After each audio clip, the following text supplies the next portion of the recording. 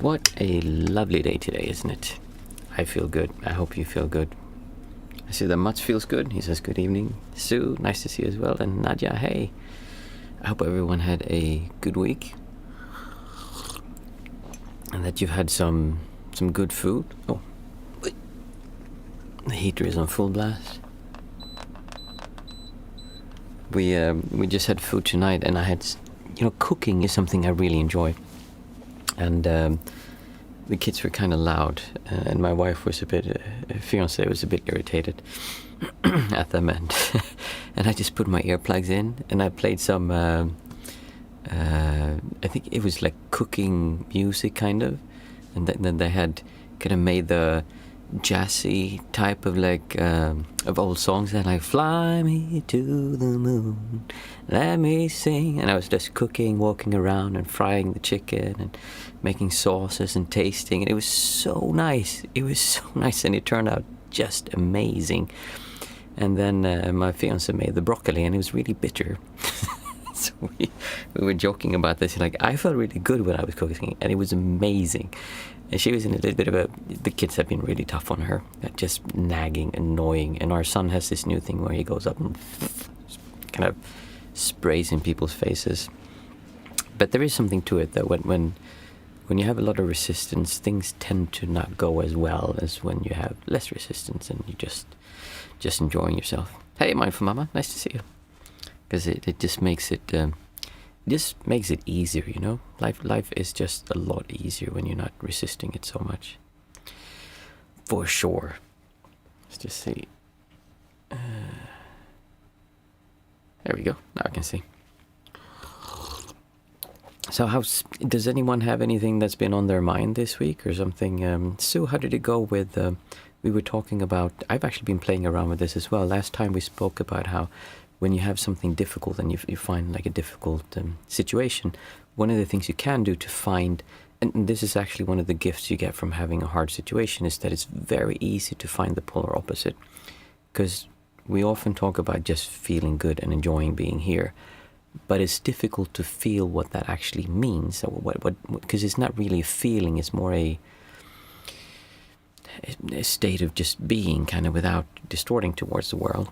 And what that feels like is release or fulfillment. And so when you have something very difficult, what you can do is, what would it feel like if this was resolved, if it was the opposite? Not to make it resolve or to solve the situation, but just to solve the conflict. And when you do that, you can say, oh, actually, this would be so nice if this was not an issue anymore. The relief from not resisting it is just really, really nice. And you go, oh, crap, actually the problem still exists. So you go back to feeling bad a little bit, and then you go back to not feeling resistance. And if you do this enough times, you go, wait a minute, this is kind of silly. Why don't I just feel good and solve it from the perspective of feeling good? Why do I choose to go over there? And it is like a rubber band that pulls us back. It is so difficult to not get into distorting and getting into these difficult feelings. Or if you feel low self-confidence, we get caught up in that feeling like, wow. Let's see, Mats got good news today. 3 years cancer-free. Oh, Mats, I'm so happy to hear that. Oh, that's great news. Really nice to hear. What Nadia says also, that's brilliant news. Oh, I actually thought about this last time. I can't even imagine what that's like having to go through. I'm okay. Sue, I'm okay in myself, but I had some pants news. Due to a doctor's mistake, my best friend's husband needs a kidney transplant. Oh, man. If he doesn't get one soon, he may live one to say, oh, my goodness. Jesus. Yeah, that's especially since it's a doctor's mistake. I wonder what that doctor feels like. That's not a nice situation to be in. There's so many things that can go wrong. I remember when I was a child, my mother used to say, well, the most important thing is that you guys are healthy and you're not sick or anything happening. And I thought, Mom, don't be silly. The most important thing is that I have cool jeans and a cool hairdo.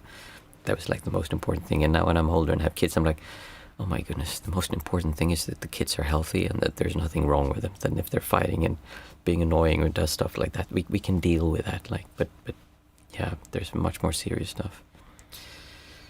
Nadia saying, Sue, does he have any family who could be a match? Oh yeah, it's difficult with transplants, right? That's one of the things that made me angry. Doctor doesn't seem to give a monkey. Really? What the hell?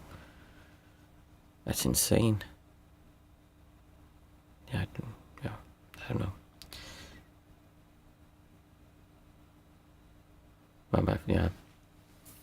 Yeah, I'm happy to hear from you, Mats. Things are going well. I mean, that's... I've always thought, since I sleep so incredibly poorly because of the neck, I've always thought that I am so lucky that I don't have cancer or some other serious disease, because the immune system gets so low and so bad and the body just doesn't function. So I'm just really fortunate that I hope it's because, I think at least part of it is because I'm just really relaxed inside, and then the body just seems to function better. Whew. Yeah, that's hard too. But the thing is with that, it's the same thing there. You can do the same thing with... So if you take the situation, that doctor sounds like a complete asshole, obviously. I don't question that. He sounds like a dick, a prick, what do you call them in British? A wanker. No, that's Australian. Anyway, he doesn't seem like a nice person. So I think we can all agree on that. But the thing is, when we then say, okay, what would it feel like if this was completely solved? Like if this was not an issue anymore? There's in that feeling of, oh my God, this is terrible, which is true. All of that is true. This is terrible. This is like, I'm not saying it's not bad or that it doesn't exist. I'm just saying that the distortion we have towards it, in that feeling, that's where the sense of self resides. That's where I reside. So something I noticed, because like I said, I've had a lot of rough stuff going on the last 2-3 weeks, which is finally actually come to somewhat of a conclusion. But if you look at that and then you go, okay, what would it feel like if I felt good? We can't do that many times. Or we can kind of do it temporarily, but we get snapped back because it feels like, who would I be if I didn't feel bad about this? Because if you ask some stranger on the street, they go, well, that sounds like a dumb doctor, but I don't know either of them. I have no relationship to them. I don't really care. I'm sure this happens all the time. They're not emotionally invested in, meaning the sense of self has not gotten invested in what this person did. So we're not distorting towards it. So when we try to feel good while something like this happens, the reason we cannot is because of the self. It's because the self goes in and says, who would I be if I didn't feel bad about this thing? Because this is bad. And I agree, this is bad. I'm not saying it isn't. But when you do this and you kind of go back and forth, what I realized was, because I was doing the same thing, is that what I lack is trust or faith. Is as if though I believe that I am the most important person on the planet. I am so important and I'm so vital to the situation that I need to constantly go around thinking about this and like churning and figuring out and like grinding out all these solutions of what should I say, how wrong it is, how right it is, and doing this. And I have no trust. There is no acceptance. There is no belief in things working out. There's the idea that the whole universe in this situation depends on me. That's why I have this distortion. Like to a bigger or lesser degree, you can have that, of course. So if we actually focus on just trusting that things go well, if you're really Christian, I always used to envy, I don't anymore, but I used to envy people who were really Christian and could just say, well, it's the will of God. I can't control what God does. He has a higher purpose. I just trust in God. It's basically exactly the same thing, but they use an external entity to say that it's going to be okay. So it's very similar. There is a slight difference, but still, it's very similar. It takes away the distortion towards it. And we can do this, but it is difficult to do in difficult situations like this. Let's see. It's been failing for 3 years, but the doctor missed 25 blood tests. Jesus Christ. Yeah. And I hope you take this the right way when I say this. I'm not saying it isn't a bad situation. I'm saying that what we can work with, and the gift from this is that we can use the situation to then see, can I feel good despite this? And then when you're in this, because it really is, things just work out better when we're feeling good. You can call that law of attraction. You can call it people picking up on your mood. You can call it vibration, you can call it just like you just function better when you're not an angry prick, because it is just much easier to interact with people. It's easier, your mind works better. When we're in this state of distorting, it's like our focus goes like this.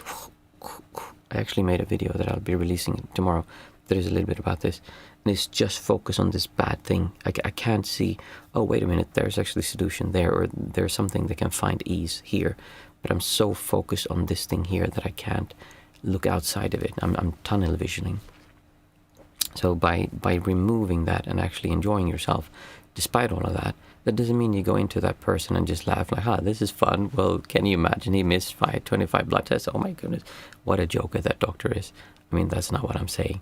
What I'm saying is that we don't distort towards it, and then we really try to solve the situation from a space that is not angry, fearful, constricted, feeling lack, or like feeling this, like all these things that compress us and make us feel worse. Yeah. It's interesting with when things go difficult. I mean, when difficult things happen, because it really, I think it's Thich Nhat Hanh. Yeah, it's Thich Nhat Hanh who said, "No mud, no lotus." I mean, a lot of the stuff he says is just so poetic that I can't really understand what he's saying. Or he talks so far around the subject, and then there's something in the middle that was important, and I missed it. But one thing I like is his saying of "no mud, no lotus," because that really captures that you actually need the mud to get the lotus, and I think there's a lot of truth to that. We need to have these difficult experiences because it makes us see the polarity of it. It makes it easier for us to find what does it feel like to feel good, and actually see that I can choose to do that, and I actually want to do that because life is more enjoyable, and life is just better in every single way. But for some reason, it's very difficult to do. You're welcome. Yeah, I've been thinking a lot about exactly the same thing with why it's so difficult to let go of the distortions to something that's difficult like that. But it's a process. It's almost as if though the more you do it, the easier it gets, and after a few years of doing it, it just becomes more and more obvious that this is just dumb. Like this whole thing is silly. Like, why do we make life so difficult? There's a problem, let's solve it. Someone did something wrong, well then there needs to be consequences. But we should not hurt ourselves because of this. And the person who is hurt, they will not heal faster by that. And then the person who did the wrong thing very likely doesn't care. So then they're not going to get any kind of punishment from it. But I remember when I was a kid, and they'll see. I'm going to be so angry, and they'll see. I almost wanted to hurt myself so they could see how, I mean, I never did. But like I had this feeling like they can see, look how sad I am. They're going to regret that they did that. Just that's a silly thing to do. Is it maybe a protective thing? We anticipate difficulties in order to try to deal with? Yeah, I really think it is, Nadia, because there's this idea that this system makes so much more sense if you consider us to be animals living out in nature, as, say, like a wolf. Then it makes a lot more sense. There's a reason why we would be scanning for threats. There's a reason why we would be afraid if we're pushed out of the flock. But in daily life, when you're living with a flock of 5 or 10 people and you just have wilderness around you, and you eat and you sleep and make love and take care of babies and kind of go gathering, then life is not the way it is now. Now we're stimulated from every single angle. Even a room like this, I've tried to minimize the things that make me distracted, but there's still stuff here that, of course, in many ways overstimulate. So that makes it difficult to not activate the system the whole time. But I do think you're right. It is a protective mechanism. I think this whole distortion thing is actually meant to keep us alive. If you were talking about that, or did you talk about the doctor? Because when we anticipate difficulties, there's a lack of trust in that, because we go around and we think about these things, and there's a saying, a brave man dies only once and a coward dies 1,000 deaths, because you go around thinking about it, worrying about it, just straining yourself. And there is something to just accepting, okay, it's now, I'm going to deal with this, and trusting that you can deal with it. The reason you have to think about it all the time is because you don't trust yourself. If you would trust yourself, you just trust, well, when the situation comes, I will deal with it. I think this is the fallacy that comes from watching movies, that in the movies, the hero never fails. He just kind of just wins kind of all the time. And we have this idea that if you're successful, everything will just work out, and you won't really make any big mistakes. Whereas in real life, someone who's secure and experienced, is not that they always get it right or that things always work out. It's that they know how to deal with it when things don't work out. Because things never work out. I mean, nothing ever does. So by going around worrying, it actually, what you're saying is, I don't trust myself. So you need to really trust you, that you can handle the situation at that time, instead of going for 2 days before the talk you're going to have and like grinding and coming up with ideas. So it's just, I think a lot of it has to do with lack of self-confidence. Nadia, our primitive brains haven't quite caught up with today's world. Oh no, they have not. So, I'm a dog specialist. There is a thing known as back of the pack dog. If a dog behaves abnormally, the other dogs will make it walk at the back of the pack until he behaves normally. Wow, that's really interesting. And it makes a lot of sense. And I think I can see how we as humans have that in us, that we're afraid of being back of the pack. Back of the pack dog. That's a good title for a video or something. I'll have to think about that. Dogs are cool animals for sure. So, for those of you who are new, we usually sit and chat a little bit like this.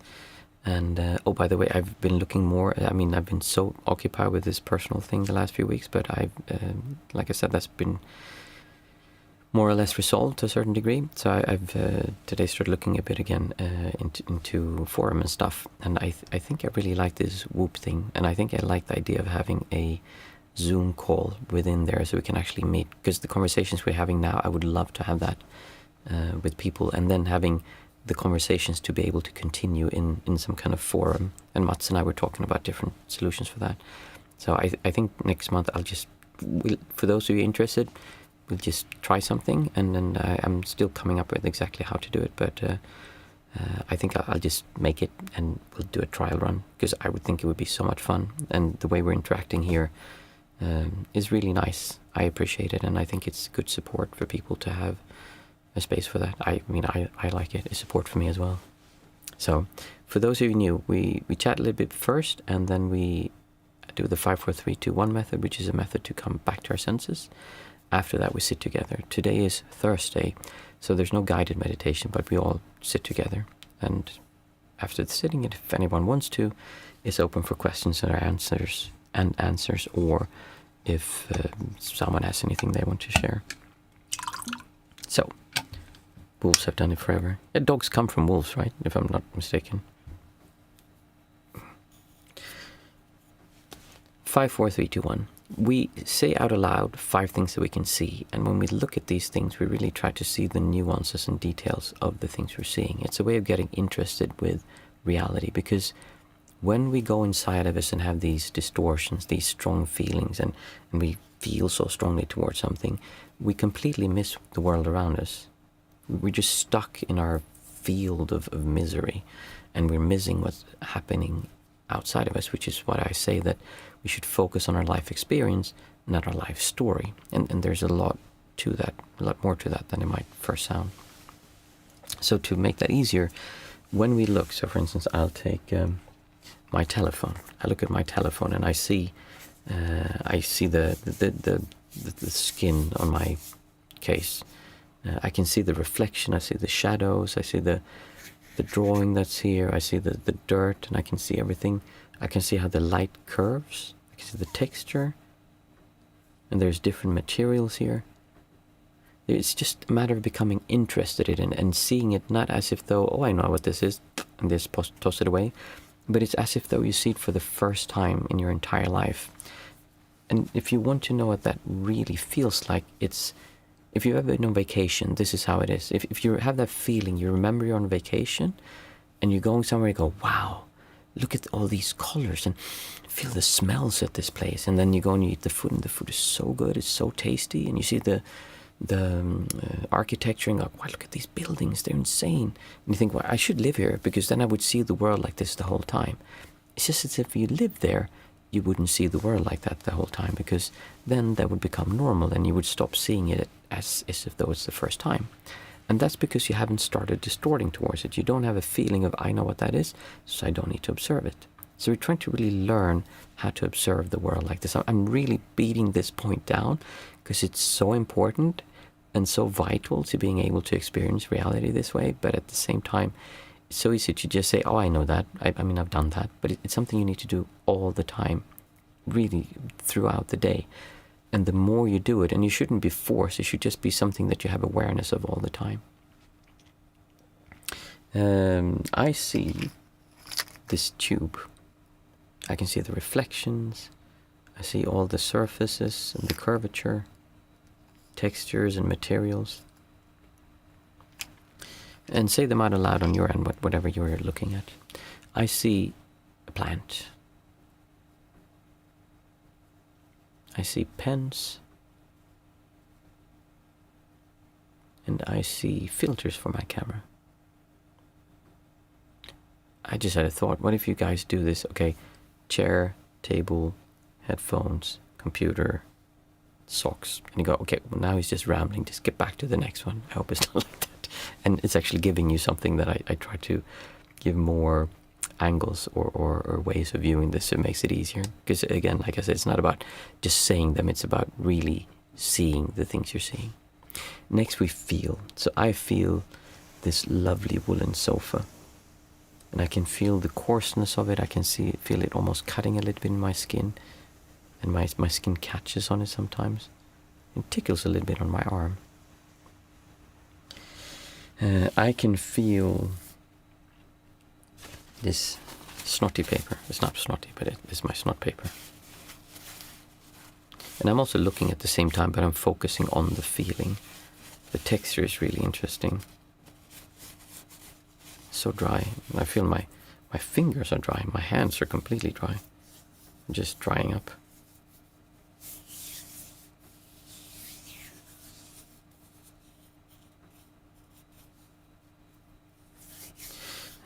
I feel my hair. Oh, my hair is very soft. It's like petting a cat. But cat fur is actually nicer to pet than my hair. That was 4 things that we could feel. Next we take 3 things that we can hear. And it's the same thing here. We listen for smaller details or nuances in the sound and really try to be engaged with what we're hearing.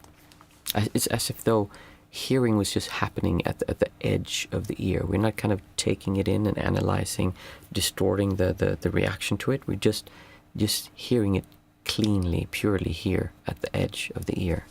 You can almost feel yourself sometimes kind of pushing out or widening your awareness. So I hear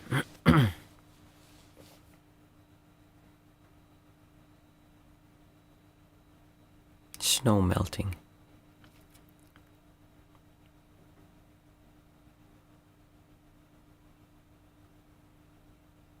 I hear my tinnitus. It's really loud right now. And I hear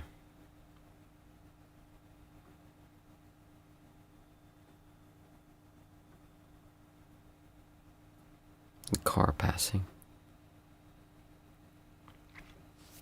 So 3 things that I could hear. Next we take 2 things that we can smell. Now I smell a little bit like sweat. I have it when I sleep poorly. I smell worse.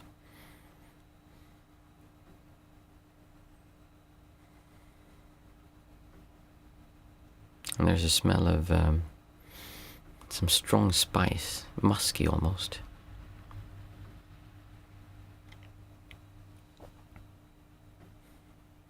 And finally we take 1 thing that we can taste. I can taste the creamy sauce that I made before.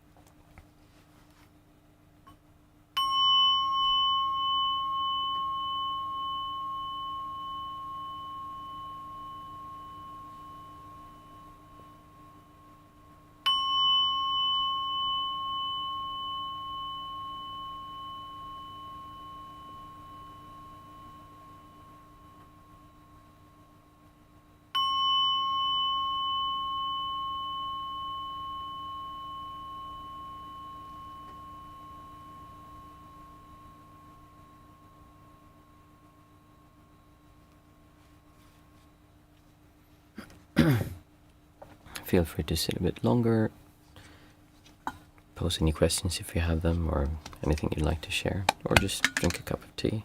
It won't be too long tonight. I'm quite tired, but if anyone has something they'd like to bring up, I would love to listen.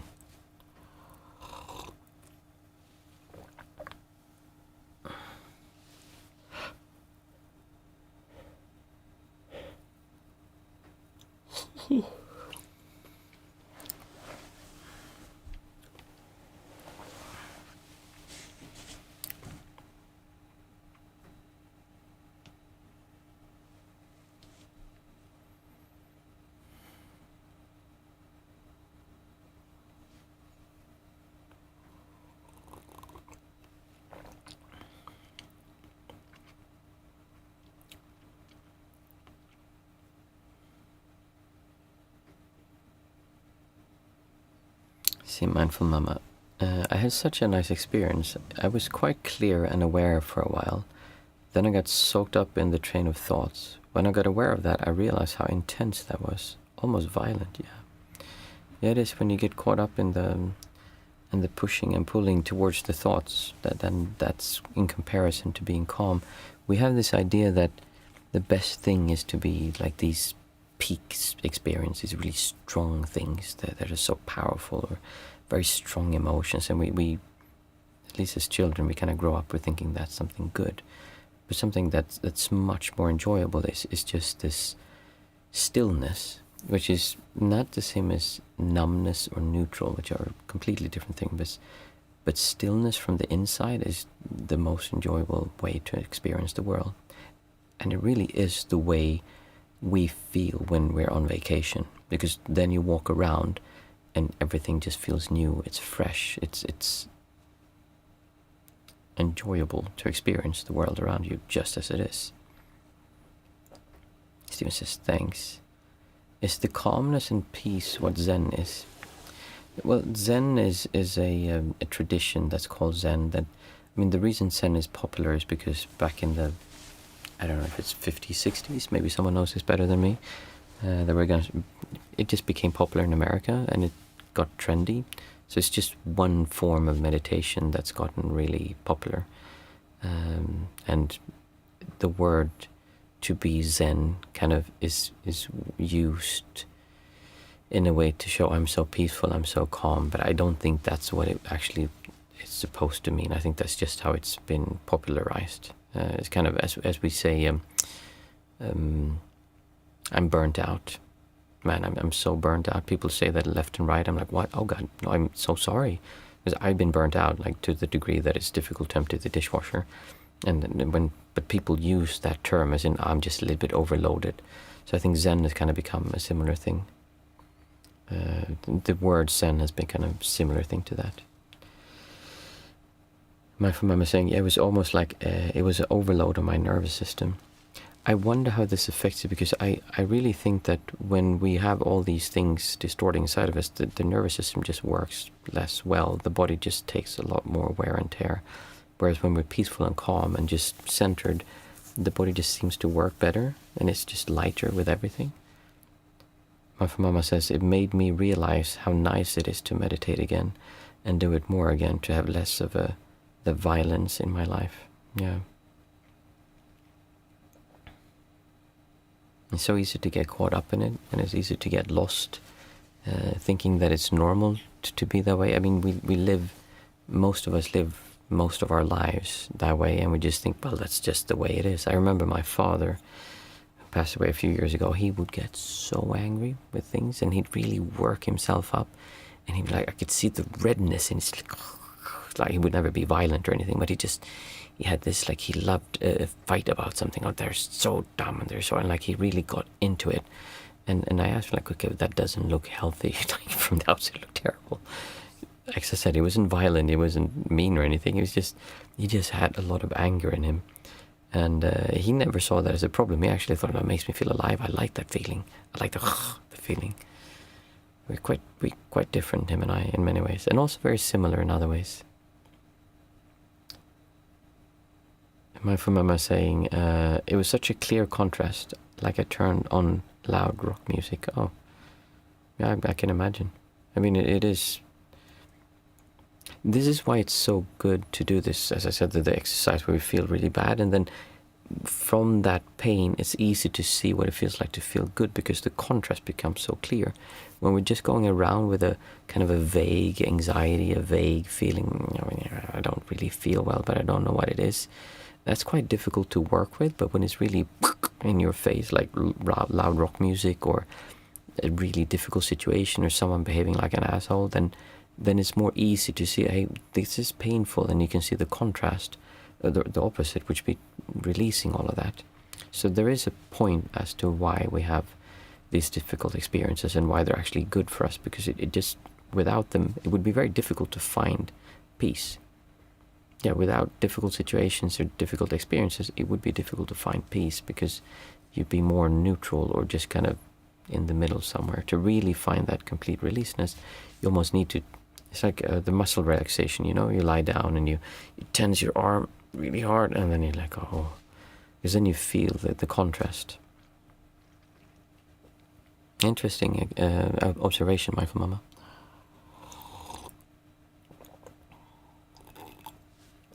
I think I am ready for bed, if no one else has any last minute questions. As always, oh, yeah, thank you. As always, always enjoy this. Oh, by the way, if you want to, try pressing like on the video. I know people like it. People send me notes after sometimes, but not a lot of people press like, so feel free to do that, and then I think the YouTube algorithm will see it a bit easier. Have a really nice weekend, and if you do have a difficult thing, try this thing with the polarizing thing. Like, what would it feel like if this was solved? And just see the opposite of it, and learn to make it so that this feeling of just because it's something bad, I have to feel bad, that is not true. There is actually so much more you can do with this. So just work with it, and I will look forward to seeing you next Monday. Have a good weekend.